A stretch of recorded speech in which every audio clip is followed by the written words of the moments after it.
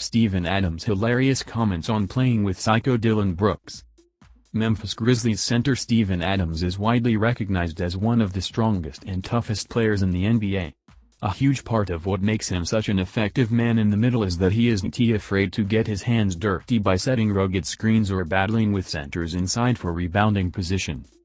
Grizzlies wing Dillon Brooks plays a different position than Adams and has a drastically different style of play, of course. Still, he carved out his niche in this league in a similar fashion, through his physicality and uber-aggressive mentality. Per the Daily Memphian Drew Hill, Adams, who is always a great interview, gave a golden response regarding what it's like to play alongside a fiery competitor like Brooks. "He's a bit of a psycho, eh? But it has good, we need it. You don't want vanilla dudes, I am a bit of a nutcase myself. This isn't an Apple Store type place, prim and proper, it's colorful. That's what you want.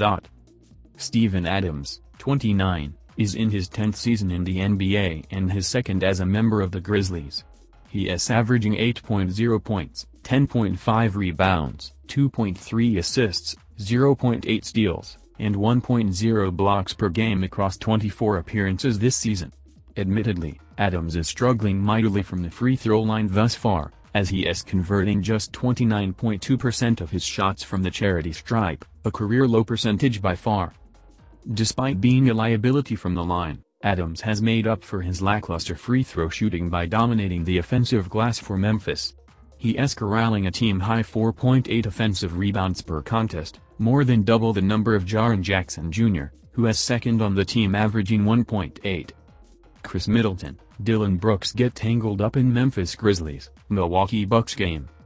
Memphis Grizzlies guard Dillon Brooks has a way of getting in opposing players' heads, and Milwaukee Bucks all-star Chris Middleton became the latest to find out on Thursday night. With 9:22 to go in the first quarter at FedEx Forum, Middleton was driving on Brooks and lost the ball. Brooks tried to head down court, but Middleton grabbed his leg, held on, and then yanked him down. Brooks quickly got up in anger and yelled at the official, who immediately whistled a foul on Middleton. Fans weren't happy either, as they reacted both when the play happened and when it was replayed on the Jumbotron. The play was later upgraded to flagrant 1 foul after a replay review.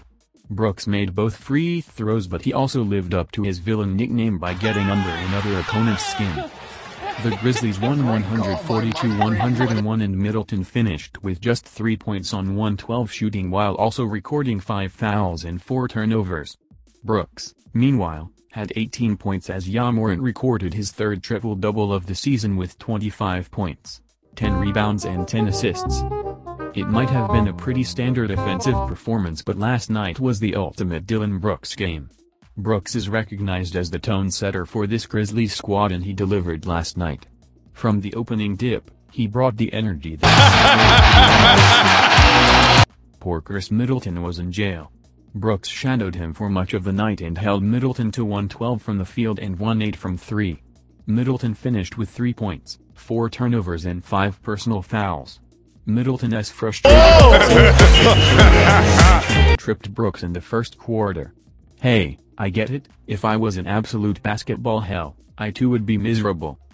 Brooks' energy and pace sparked many of the team's runs, and some of his fast break drives and leak-out passes gave the Grizzlies some serious momentum. Brooks, who is receiving some early recognition in the Defensive Player of the Year race, built his case yesterday. A free agent this offseason, Brooks showed the Memphis faithful why he is so integral to this team's identity.